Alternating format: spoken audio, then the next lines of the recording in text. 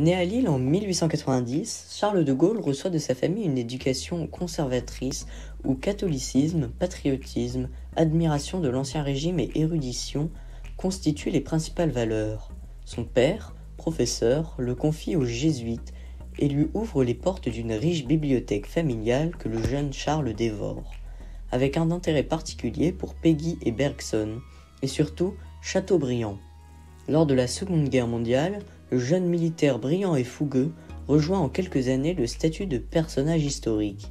Percevant l'histoire et la politique avant tout comme l'œuvre des grands hommes, il suit ainsi ses aspirations. S'orientant vers une carrière militaire, Charles de Gaulle entre à l'école de Saint-Cyr à 18 ans, 2 ans avant la Première Guerre mondiale. Il sort 13e de sa promotion et rejoint le 33e régiment d'infanterie d'Arras, alors commandé par le colonel Pétain.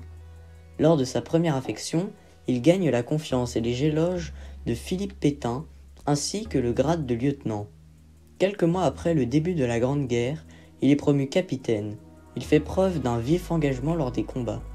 Blessé à 2 reprises et décoré de la Croix de guerre, il est finalement fait prisonnier au terme d'une courageuse bataille à Verdun. Soucieux d'être au cœur de l'action, il multiplie les tentatives d'évasion qui se soldent toutes par des échecs. Il ne sera libéré qu'à la fin de la guerre. Il part alors combattre en Pologne contre la Russie soviétique. Parallèlement à sa carrière militaire, Charles de Gaulle a épousé Yvonne Vendroux en 1921. Charles et Yvonne de Gaulle ont 3 enfants, Philippe de Gaulle en 1921, Élisabeth de Gaulle en 1924 et Anne de Gaulle en 1928. Cette dernière était porteuse de trisomie 21. Après s'être marié en 1921, il rejoint l'école de Saint-Cyr pour enseigner, mais ses théories qui mettent l'accent sur le mouvement et le rôle des blindés suscitent l'hostilité de ses supérieurs. En 1925, il est appelé par le maréchal Pétain pour écrire une histoire du soldat français. Rapidement, les revendications de paternité sur ses ouvrages sépareront les 2 hommes. Les différentes publications de Gaulle renforcent sa mésentente avec l'état-major, tandis que son insistance sur l'importance des cuirasses et ses tentatives de rallier le monde politique à ses idées ternissent son image auprès de ses supérieurs. Lorsque les combats débutent en mai 1940, le colonel de Gaulle est nommé à la tête d'une division cuirassée et se distingue en menant une contre-attaque efficace à Montcornet. Très vite, Paul Reynaud, président du Conseil, lui donne un poste au ministère de la Défense. Mais de Gaulle est fermement opposé à tout armistice.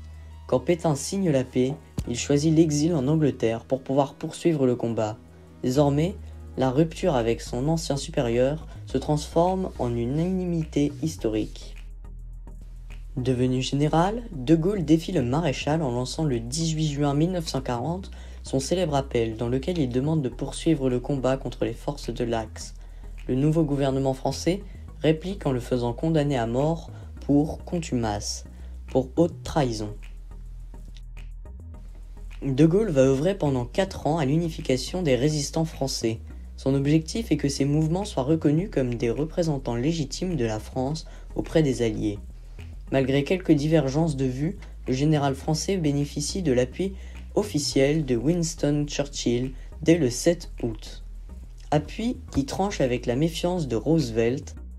Alors qu'il parvient à rallier certaines colonies, il unifie la résistance intérieure par l'intermédiaire de l'ancien préfet Jean Moulin. Les Alliés reconnaissent en 1943 le Comité français de libération nationale, CFLN, tout juste créé par Giraud et de Gaulle, comme leur seul interlocuteur français. Le rôle des colonies dans la résistance permet également au général de reconsidérer leur place vis-à-vis de la métropole.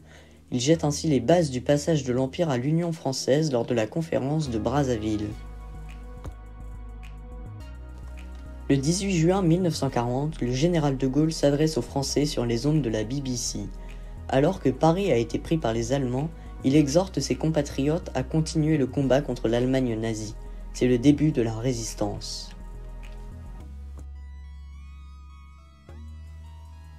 Quelques jours après le débarquement en Normandie, le général de Gaulle prononce un discours acclamé. Mais surtout, le 26 août 1944, il fait un triomphe à Paris lorsqu'il descend les Champs-Élysées et use de son talent d'orateur. Il prononce sa célèbre phrase « Paris outragé, Paris brisé, Paris martyrisé, mais Paris libéré. Dès le 3 septembre, il prend la tête du gouvernement provisoire qui doit faire face à des missions délicates, poursuivre la guerre jusqu'à la défaite de l'Allemagne nazie, parvenir à prendre part aux négociations de paix et rétablir la République tout en évitant la guerre civile. De Gaulle instaure donc un gouvernement d'unité nationale qui doit répondre aux attentes de chacun, y compris les communistes. Tandis que de nombreuses entreprises sont nationalisées, les femmes obtiennent le droit de vote, mais la constitution qui se prépare oriente la France vers un régime parlementaire, ne flattant guère la conception présidentielle du pouvoir du général de Gaulle. Il démissionne donc le 20 janvier 1946 et expose son point de vue lors de la conférence de Bayeux au mois de juin suivant. Finalement, il fonde le Rassemblement du peuple français, RPF, en avril 1947. D'abord très influent, le parti décline rapidement et amène de Gaulle à se retirer de la vie politique en 1953. Il entame alors ce que Malraux appelle sa traversée du désert. En 1958, les événements d'Algérie précipitent le retour du général sur le devant de la scène. Alors qu'il s'était retiré à Colombey-les-Deux-Églises depuis 1953, il amorce sa réapparition en politique au printemps 1958, avant d'être appelé le 29 mai à la présidence du Conseil par René Coty. Il charge alors Michel Debré de rédiger une nouvelle constitution qu'il fait approuver par référendum au mois de septembre suivant, en janvier 1959. Il devient président d'une France désormais sous le régime de la Ve République. Il doit alors gérer une crise politique et monétaire. Cette seconde trouve une réponse avec la mise en place du nouveau franc en 1960. Quant à la guerre d'Algérie, le chemin est plus long et aboutit aux accords d'Évian le 18 mars 1962. Entre-temps, le président aura suggéré le putsch des généraux et les débordements de l'OAS. C'est à Alger, dans ce texte de tension, que Charles de Gaulle prononce la célèbre formule « Je vous ai compris », mais il est victime de l'attentat du Petit Clamart le 3 juillet, dont il sort toutefois indemne. Alors que l'indépendance de l'Algérie est effective, de Gaulle rencontre des difficultés en politique intérieure, mais parvient à s'affirmer en termes politiques extérieurs. Malgré la contestation de certains parlementaires face à la décision d'élire le président au suffrage universel, le référendum lui donne raison, ainsi que l'élection de 1965 qui le reconduit difficilement dans ses fonctions. Sur le plan international, de Gaulle impose sa vision de la France qu'il veut émanciper de ses anciens alliés. L'indépendance vis-à-vis des États-Unis est un de ses thèmes privilégiés.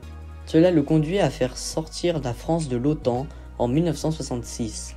Il décide également d'adopter pour l'armement nucléaire, poursuivant les principes qui l'avaient conduit, en 1954, à voter contre le projet de communauté européenne de défense. Sa position face à l'Europe est plutôt favorable, mais il s'oppose à 2 reprises à l'entrée du Royaume-Uni qu'il considère trop proche des États-Unis, notamment l'ONU, le machin. Il commet en 1967 un dernier coup d'éclat en proclamant « Vive le Québec libre !», suscitant la colère des autorités canadiennes, mais, malgré l'essor économique, une crise réclamant la modernisation du pays se prépare. Alors que les 30 Glorieuses et le baby-boom ont profondément modifié la société, les étudiants parisiens, sous l'impulsion des mouvements gauchistes, déclenchent fin mars 1968 des manifestations et des blocages d'universités.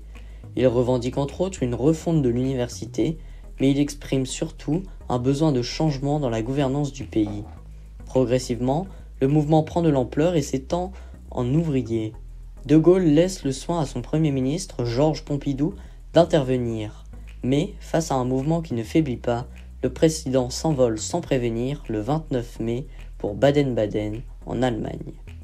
De retour le lendemain, il prononce un discours de fermeté où il dénonce la Chun-Li et appelle à manifester pour le pouvoir en place. La mobilisation qui suit cet appel est un succès et le nouveau parti de Gaulle sort renforcé des législatives de juin 1968. Mais l'homme politique qui n'a pas compris les revendications de la jeunesse est en décalage avec la société. Perçu comme un homme d'un autre siècle, le sursis qu'il a obtenu ne durera qu'1 an.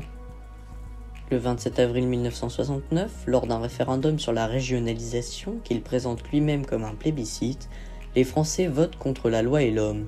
De Gaulle démissionne dès le lendemain et part en voyage en Irlande avant de passer la dernière année de sa vie à Colombey-les-Deux-Églises, en Haute-Marne.